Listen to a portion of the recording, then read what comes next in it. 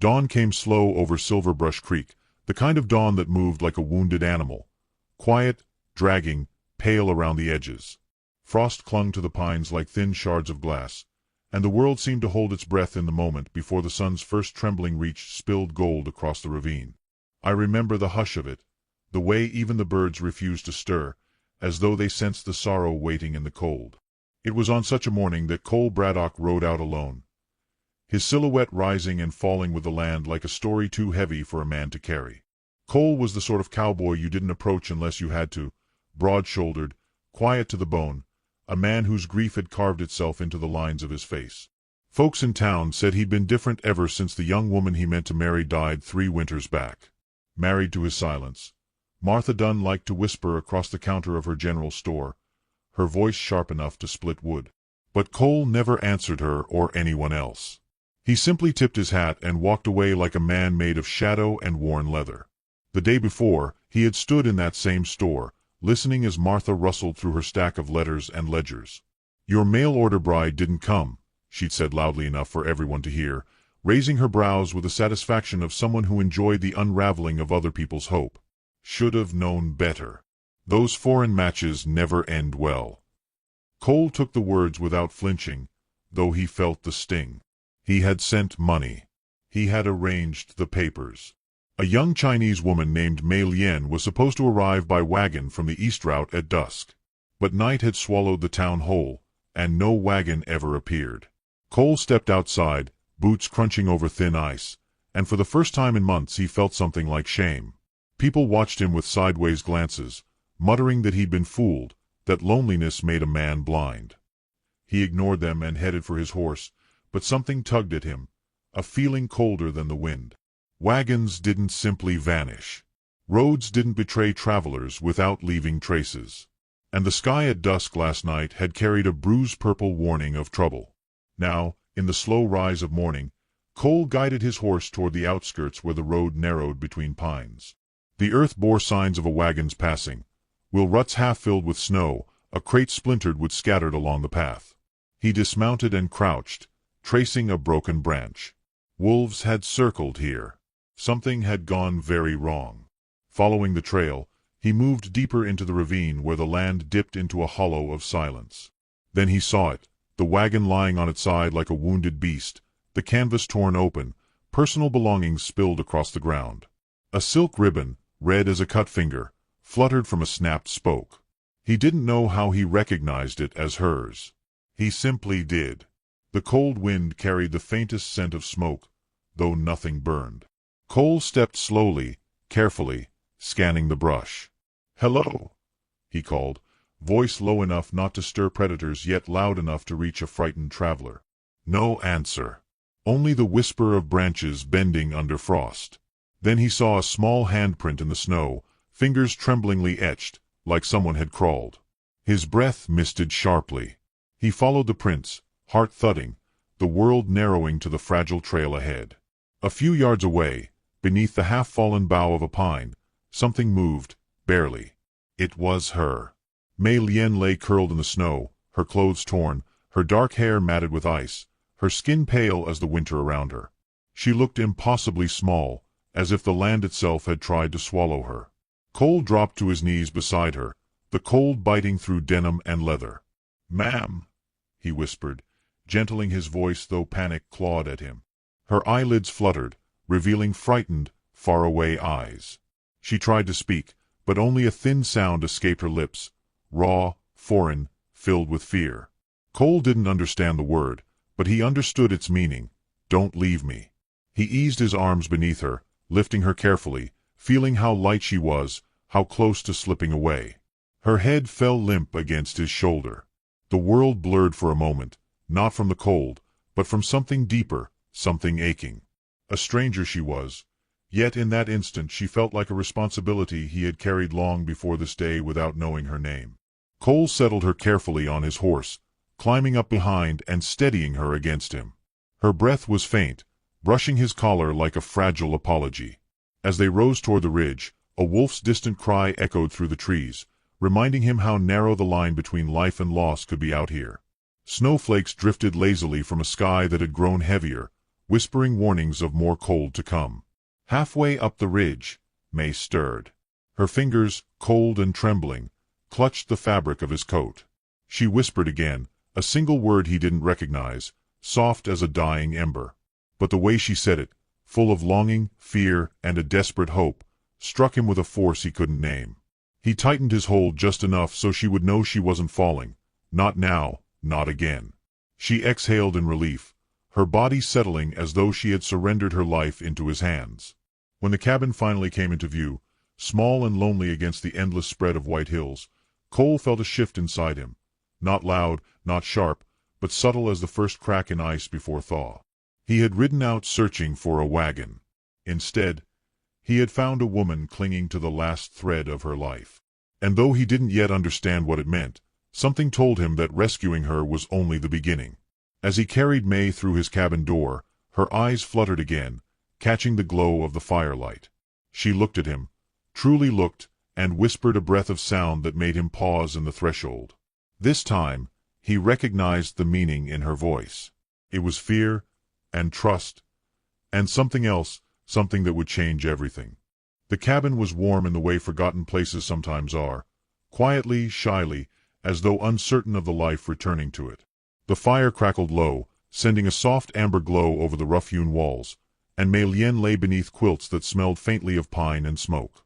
Cole Braddock stood beside the table, not knowing what to do with his hands, shifting his weight from one boot to the other like a man caught between duty and fear. Outside, the wind pushed against the shutters, but in the stillness of the room, he could hear May's uneven breaths, each one a fragile thread tethering her to the world. When her eyes finally opened, she startled, recoiling from the unfamiliar beams overhead. She sat up too fast, wincing as pain shot through her bruised ribs. Her gaze darted across the room, toward the fire, the window, the man standing quietly near her, until she froze, trembling. Cole raised his hands slowly, palms outward. "You're safe," he said gently, the words thick with sincerity he didn't know how to hide. "No one's gonna hurt you here." She whispered something under her breath in a language he didn't understand, though her tone said everything. Fear, confusion, apology. She tried to swing her legs over the edge of the bed, but they buckled. Cole moved instinctively, steadying her arm. May jerked away, flinching as if expecting a blow. The hurt in her eyes made something twist deep inside him. "I'll step out," he murmured, soft as falling ash. "You take your time." He set a wooden bowl of warm broth on the table before walking toward the door. May watched him with wide, cautious eyes, unsure if she should trust the man who had carried her from death or fear him for that same strength. When he closed the door behind him, she let out a shuddering breath. The warmth of the quilts seeped slowly back into her bones. She pulled the bowl toward her and lifted it with trembling hands. The first sip sent heat spreading through her body, and for the first time since the wagon crash, something inside her loosened. Not safety, not yet, but the faintest echo of it. Outside, Cole leaned against the porch railing, listening to the creek whisper through the frost. He wasn't built for taking care of people. He barely remembered how to take care of himself. But he couldn't leave her. Not after seeing the way she clung to life. Not after hearing that one small, frightened word she'd breathed against his coat in the snow. When he stepped back inside, May was sitting upright, her posture stiff, her hands folded neatly in her lap as though waiting for judgment. He noticed she had smoothed the quilt edges around her legs, as if tidiness might earn forgiveness. Cole removed his hat, holding it to his chest. "I can make more food if you're hungry," he offered. She shook her head quickly, eyes downcast. He didn't know how to bridge the distance between them, so he reached for the simplest kindness he knew, space. He dragged an old chair across the floor, positioning it several steps away from her bed before sitting down with deliberate calm.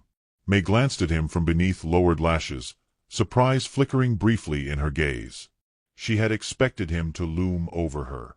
Instead, he made himself small. A soft knock sounded on the door. Cole stiffened. May flinched.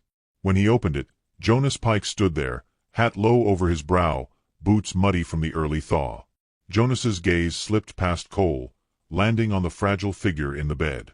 "Heard you dragged home a foreign girl," he muttered. "Town's already talkin'. They say she's trouble." Cole's jaw clenched. She's hurt. That's all you need to know. Jonas scoffed. Outsiders bring problems. Especially ones who don't speak our tongue. He leaned closer. You sure you ain't bein' swindled? The words hit May like a slap. She curled inward, shoulders tight, shame blooming across her expression. Cole stepped forward until Jonas had no choice but to back away. Leave, he said quietly, but with a steel that suggested he wouldn't repeat it. Jonas spat in the snow before stomping off, muttering insults that rode the wind like barbed thorns. Cole shut the door slowly, feeling the weight of the world shift onto his shoulders. May watched him carefully, as though trying to decipher his intent. He had defended her, yet she could not understand why. She rose shakily to her feet, gathering the torn remnants of her clothing and placing them in a neat stack. Her movements were small, precise, practiced. A life of surviving by pleasing others had shaped her posture. Cole noticed how she kept her head bowed, waiting for commands he would never give. You ain't gotta leave, he said softly. She froze. He moved closer, but not too close, lowering himself to her eye level. You're hurt. You need rest. She clutched her clothes to her chest, whispering rapidly in Chinese. The only word he caught, because it was spoken like someone already punished, was sorry. Cole shook his head. You don't owe me anything. Her breath hitched. No one had told her that in a very long time. They stood in silence until Cole gently lifted the red silk ribbon he had found tangled in the wagon wheel. He placed it in her hands, closing her fingers around it with the lightest touch. Her eyes widened, shimmering with something tender and uncertain. Gratitude. Recognition. A tiny heartbeat of trust. The days that followed moved with the soft rhythm of winter healing. May stayed mostly inside, tending small tasks to keep her hands steady, folding blankets, washing bowls, sweeping corners that didn't need sweeping. Cole repaired the broken latch on the cabin door, chopped wood, and walked with deliberate quiet to avoid startling her. Their conversations were not built from words but gestures. When Cole placed a steaming cup of tea on the table, May nodded, murmuring a thank you shaped by breath rather than English. When she mended his torn glove, he held it with a reverence that made her cheeks warm. Slowly, carefully, the space between them softened. Yet the world beyond the cabin was not as gentle. One morning, May stood by the window, watching the road that led into town. Two women passed by on horseback, whispering sharply when they saw her silhouette. Their judgment stung more deeply than she expected. She had fled one kind of cruelty only to find another waiting beneath the snow. Cole saw the pain flash across her face. He opened his mouth to reassure her, but before he could speak, the sound of approaching footsteps cut through the quiet. Heavy. Purposeful. Not Jonas. Not a neighbor. Someone else was coming. May backed away from the door, clutching her ribbon tight, her breath turning thin with fear. Cole's hand moved toward his holster. Whoever sought the cabin that morning would not be bringing peace. The knock at the cabin door came again, louder this time, a dull thud that rattled the hinges and sent a jolt through May's spine. She stepped back until her shoulders touched the wall, her fingers clutching the red ribbon as if it were the last remnant of her name. Cole moved ahead of her, calm in the way river stones are calm, still on the surface but shaped by years of quiet storms. With one last look toward May, he opened the door. Sheriff Amos Crowley stood on the porch, tall as a pine and twice as stern, coat dusted with frost. His weathered face carried no expression, which in a lawman was more dangerous than anger. He removed his hat, nodding to Cole before glancing past him to the small, trembling woman inside.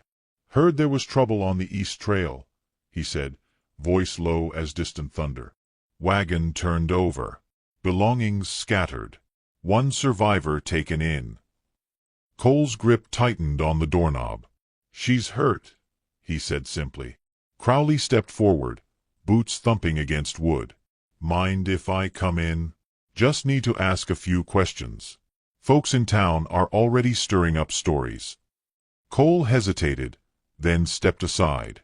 May stiffened when the sheriff entered, her breath shallow, her eyes darting between the two men like a sparrow caught between windows. Crowley softened his stance, lowering himself to a chair as if easing into a fragile moment. "You're Mei Lien?" he asked gently, though she couldn't understand him. Cole crouched beside her, speaking slowly. "He's the sheriff. He just wants to help. No one's taking you." She swallowed hard, nodding slightly. Cole turned back to Crowley. "She don't speak much English." Crowley scratched his jaw. "Rumors say a debt collector from San Francisco's been chasing after a woman who fled across state lines. May be connected." May flinched before the translation even came. The tone alone carried enough weight. Cole saw the fear rise in her like smoke from a dying fire. "She ain't going anywhere with that man," Cole said, voice steady, almost quiet. "Not while she's under my roof." The sheriff studied him for a long moment, then nodded with reluctant respect. "I'll do what I can," he said, standing. "But trouble has a way of traveling faster than mercy. Keep her inside for now." With that he left, the door shutting softly behind him. The silence that followed felt thick enough to drown in. May pressed her palms to her eyes, shoulders shaking. Cole approached slowly, stopping an arm's length away. "You're safe," he whispered, but the words trembled with the question he didn't speak. "How long?" May lowered her hands, and for the first time, she tried to speak to him. Her English was broken, each syllable fragile, like something stitched together in haste. "Bad man, follow me," she said. "He hurt people. Want money. I know have." Her voice cracked. "If I go back, I die." Cole felt something hot rise in his chest. Not anger exactly, but a fierce protectiveness he hadn't known he was capable of anymore. "You won't go back," he said. "Not while I'm here." She stared at him, searching his face for the lie she had been taught to expect from men. But Cole didn't flinch, didn't look away. Slowly, her shoulders eased, though fear still flickered beneath her calm like a candle trembling in draught. Days passed with winter dragging its long white fingers over the land. The cabin grew softer with routine, the chopping of wood, the slow simmer of broth, the rustle of quilts being shaken out each morning. May found small tasks to busy her hands, though she worked silently, as if afraid noise might summon her past. She swept the floor with measured strokes, folded Cole's shirts with meticulous care, and tended to the kettle as though it were a sacred responsibility. Cole watched her in quiet admiration. She moved gently, even when frightened, as though determined never to take up more space than she earned. He wished she understood that she didn't need to earn anything. Not here. When their hands brushed while passing the kettle, she startled, but the next day she didn't pull away as quickly. A small shift. A tender one. She began learning English through objects, cup, chair, coat, speaking the words with soft uncertainty. Cole repeated them patiently, never laughing, never pushing. Sometimes she said his name, Cole, very quietly, as if the sound itself needed practice. One evening, while the snow fell in thick quiet sheets, Cole returned from the barn to find May sitting by the window, lantern light warming her face. She wasn't cleaning or sorting or hiding. She was simply looking out at the dark, hands resting in her lap. The softness of it struck him, the way she was finally allowing stillness to hold her instead of fear. He approached slowly. "You all right?" he asked. She nodded. "I try to breathe," she answered. "Hard, but I try." He sat across from her, letting the quiet stretch between them like a bridge. "You been through more than most folks could bear," he said. "And you're still standin'." May lowered her gaze, shaking her head. "No strong," she whispered. "Weak heart." Cole leaned forward, resting his elbows on his knees. "That's not weakness," he said softly. "That's someone who's survived." Her eyes lifted to his with a vulnerability that pressed against his ribs. In that moment, the room felt warmer, the world closer, and a thin thread of trust bound them tighter than before. But peace in the West seldom lasts. 2 days later, as Cole was brushing down his horse, the sound of distant hoofbeats rolled across the frozen fields. Slow, heavy, purposeful. He stepped outside, watching as a rider emerged through the snow haze, heading straight for his cabin.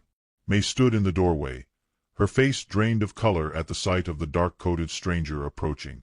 Cole felt the shift immediately, the same way animals sense a storm long before it breaks. This man wasn't a neighbor, wasn't a traveler. He carried intent like a shadow behind him. May took one step back into the cabin, trembling. Her voice came out as a whisper, barely carried by the wind. "He find me." The rider dismounted with the stiff confidence of a man accustomed to being feared. Snow clung to his black coat, melting into dark patches that made him look as though he had ridden through the night without rest or mercy. His boots crushed the frost beneath them as he approached, eyes fixed on May with a familiarity that made her shrink back into the doorway. Cole stepped closer to her, blocking the stranger's view, though the man tilted his head, amused by the gesture. "You Cole Braddock?" he asked, voice slick as oil across a pond. Cole didn't answer at first. Something about the man's presence gnawed at the quiet morning, turning the calm into a taut wire ready to snap. May's trembling grew more pronounced behind him, and Cole felt it through the very air between them. "That's me," Cole finally said. "State your business." The man smirked, removing his gloves slowly, theatrically. "Name's Barrett Shaw. I'm tracking a runaway woman. Chinese. Fits the one hiding behind your back." May let out a small, broken gasp. Cole's jaw tightened. Shaw continued, "She belongs to a man in San Francisco who paid a high price for her labor and didn't take kindly to her disappearing." Cole didn't move, didn't blink. "She doesn't belong to anyone." Shaw chuckled. "Everything belongs to someone in this world, cowboy. You should know that. Even grief has an owner." His gaze flicked toward May with a cold sort of hunger. "And she owes money. A debt she ran from." May stepped forward despite her fear, clutching her ribbon as if it were a shield. "No money," she whispered. "He lie. Lie always." Shaw raised a brow. "Look at that. She talks when she wants to. Your little house guest stole from the wrong man. Cargo, paperwork, passage, all paid by her master. My job's to bring her back." Cole positioned himself fully between them, shoulders squared, voice steady. "Your job ends here." Shaw's smirk soured. "You don't understand the stakes, friend. This girl disappeared with more than her own debt. She took information your little town doesn't need to be involved in." His gaze swept the cabin and its humble surroundings with disdain. "Hand her over, and you stay alive. It's that simple." May's hand found Cole's sleeve, tugging gently as if to beg him not to fight on her behalf, not to die for someone the world had decided was disposable. Cole didn't look back at her, but she felt the quiet strength radiating from him. It steadied her shaking legs. "I won't hand her over," Cole said. "Not to you. Not to anyone." Shaw's eyes hardened. "Then I'll take her." He lunged forward, but Cole met him with a shove so powerful it sent Shaw stumbling into the snow. The man rose quickly, wiping blood from his lip, fury sharpening his movements. "Big mistake," he hissed. Noise carried across the ranch, hooves scraping earth, metal clinking. Jonas Pike, drawn by commotion, galloped up, followed by two other ranch hands. Jonas's expression soured when he saw May, but sharpened further when he saw Shaw. "Who's this?" "A problem," Cole answered. Shaw sneered. "3 against 1. Doesn't matter. She's mine." "No," Cole said. "She's under my protection." The words carried something more than defiance. They carried promise. May felt them settle deep inside her, warming the parts of her heart long frozen by fear. Shaw reached for his gun, not with grace, but with rage, but Jonas cocked his rifle, pointing it squarely. "Try it," Jonas growled. "See where your bones end up." Shaw froze, calculating. He spat into the snow, then lifted his hands slowly. "You're protecting a criminal, a thief, a woman with blood on her hands, blood you don't even know about." May gasped, shaking her head frantically. "No kill," she whispered. "No kill anyone. Just run." But something in her eyes, some flicker of remembered horror, made Cole realize her story held deeper shadows than she had confessed. "I'll be back," Shaw said. "With papers, witnesses, men who won't hesitate." He mounted his horse. "And the law will be on my side." He rode off, leaving behind churned snow and a stain of cruelty that lingered long after the sound of hooves faded. Jonas holstered his rifle. "You're stirrin' trouble bringin' her here," he muttered to Cole. "Sheriff won't be able to shield you if that man's telling the truth." Cole didn't respond. He simply looked toward the cabin where May stood trembling in the doorway, her small frame swallowed by shadows. "I'll handle it," Cole finally said. Jonas frowned, shook his head, and rode off with the others. Cole walked back to the cabin slowly, his steps heavy with the weight of a decision that no longer felt like a choice. It felt like something older, something rooted in moral soil deeper than law or convenience. Inside, May sank to the floor, arms wrapped around her knees. "He come back," she whispered. "He always come back." Cole crouched in front of her, not touching her, simply matching her height so she wouldn't have to cry upward like a child seeking mercy. "You're not alone this time," he said softly. Her gaze lifted to his, eyes drowning in fear and disbelief. "Why help me? Why fight?" Cole exhaled slowly, staring at the lantern flickering on the table. "Because some people only get chased in this world. Some never get someone standin' in front of 'em sayin', 'No more.' I can't fix what happened to you, but I can stand here now." Tears spilled down her cheeks, quiet, exhausted, grateful. She reached out tentatively, her fingertips brushing the back of his hand, a gesture so small it carried the weight of 1,000 unspoken thank yous. The air between them shifted, gentle, trembling with possibility and danger. Then a crack echoed outside.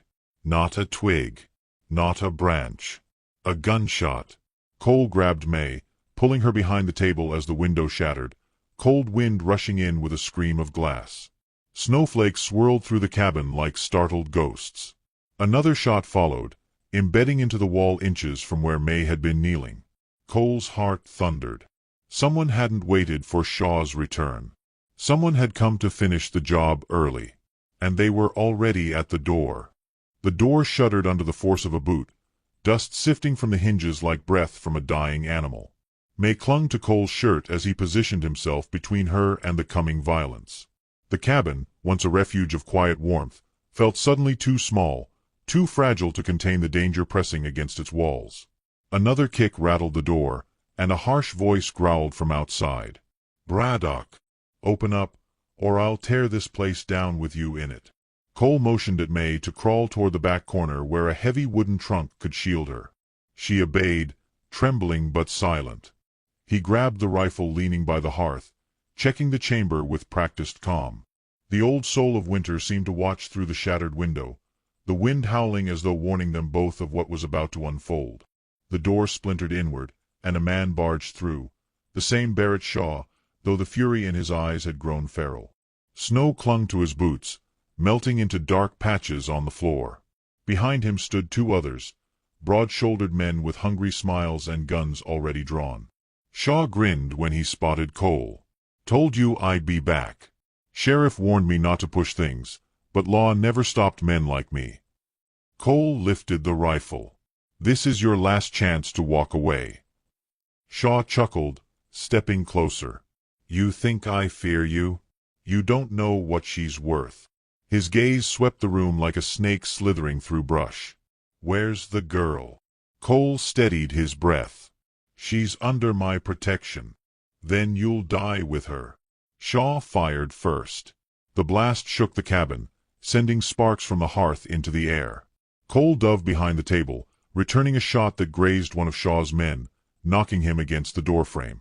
May buried her face in her hands, the memory of past beatings rushing back in a tidal wave of terror. But she forced herself to breathe, forced herself not to collapse as she always had before. The second man lunged at Cole with a knife, knocking the rifle from his grip. They grappled, bodies slamming against the wall. The lantern swung wildly, casting frantic shadows that danced like ghosts. Cole punched the man hard enough to send him sprawling, but Shaw struck next, his fist connecting with Cole's ribs. Cole gasped, stumbling but refusing to fall. May watched in helpless horror until something shifted within her, something old and silent, shaped by every moment she had been hunted, every bruise, every tear. Fear had ruled her life for too long. If she let it rule now, Cole would die. This cabin would become another grave. She stood. She took a step. Then another. Her hands shook as she reached for the cast-iron kettle still warm from earlier. She lifted it with a faint cry of effort, the weight bruising her palms. Shaw raised his gun toward Cole, smirking in victory. May struck him across the skull with every ounce of strength left in her body. The sound echoed sharp and hollow, like a bell tolling for salvation. Shaw staggered, eyes wide in disbelief, then collapsed to his knees as hot water spilled across his back, steam rising from the floorboards. Cole seized the moment, delivering a blow that knocked the weapon from Shaw's hand. The second attacker scrambled for his fallen knife, but Cole kicked it aside and pinned him to the ground. The cabin fell into ragged silence, broken only by the crackle of the fire and the labored breaths of the living. Shaw groaned, trying to rise, but May stepped back, shaking so hard she could barely remain upright. Cole grabbed the rope hanging by the door and bound Shaw's wrists. "You're done," he said coldly. The sheriff arrived minutes later, drawn by the gunshots. Snow swirled in behind him as he stepped through the wrecked doorway, taking in the shattered glass, the overturned table, the bruises spreading across Cole's face, and the trembling woman gripping the kettle as though it were the only thing anchoring her to this world. Crowley knelt to inspect Shaw. "He'll live, damn it," he muttered. "Wish I could say the same for his reputation. Assault, kidnapping attempts, illegal pursuit across state lines. I can lock him away long enough for San Francisco to forget his name." He glanced at May with something like respect softening his stern demeanor. "You fought back." May lowered her gaze, tears glistening in her lashes. She didn't understand every word, but she felt the tone, felt the difference. No one had ever spoken of her strength before. Cole touched her arm lightly, and she inhaled as though learning the meaning of safety for the first time. The sheriff and his deputies dragged Shaw and his men into the storm, leaving Cole and May alone again. The silence that followed was different from any before. It wasn't fragile. It was whole. Cole turned toward May, his face weary but softened by awe. "You saved my life," he said quietly. She shook her head quickly. "No. You saved me. Many times." Her English was halting, but the emotion behind it flowed like water warming stone. "I no want more run. No want hide. I want stay." The word trembled in the air, tender and bold. Cole's voice softened. "You ain't gotta run anymore. Not from him. Not from anything." He stepped closer, careful not to startle her, until only a few inches separated them. "If you stay, it's 'cause you want to. Not 'cause you owe me." May lifted her ribbon, holding it between them like a fragile promise. "I choose," she whispered. "I choose here." Cole's breath hitched in his chest. The fire behind them glowed brighter, warming the room with the scent of pine and iron. May inhaled shakily, feeling the weight of her past loosen, slipping from her shoulders like frost melting in spring. She touched Cole's hand, a small gesture, barely a whisper of contact, but it carried the magnitude of freedom. His fingers curled gently around hers, not pulling her closer, simply holding space for the moment to bloom. Days passed in quiet recovery. The cabin door was repaired. The broken glass swept away. May began to laugh softly at little things. Snowflakes landing on her sleeves, the stubborn kettle that always hissed at the wrong moment, Cole's shy attempts to teach her new words. She tended the hearth with a grace that made the home feel alive again. One evening, as sunset spilled copper light across the hills, Cole led her outside. The world was silent in that reverent way winter sometimes grants before bowing out. He looked at her with a warmth she had never seen directed her way. Not desire, not possession, but something gentler, older. "May," he said softly, "this place was just a house before. Now it feels like something worth living for. And I don't know what the future holds, but—" his voice caught, vulnerable in a way that only truth could reveal. "If you'll stay, I'll make sure you never face the world alone again." She stepped closer, placing her hand over his heart. "I stay," she whispered. "With you." He exhaled slowly, as though releasing years of buried sorrow into the dusk. The last traces of sunlight bathed them in gold, and for the first time in her life, May felt the future opening, not as a dark road of fear, but as a path lit by kindness. The wind rose gently, carrying the scent of pine and promise. But before Cole could speak again, a distant figure appeared on the ridge, silhouetted by the dying sun, unmoving, watching. May's hand tightened around his. Cole's gaze sharpened. Not all storms end when you think they have.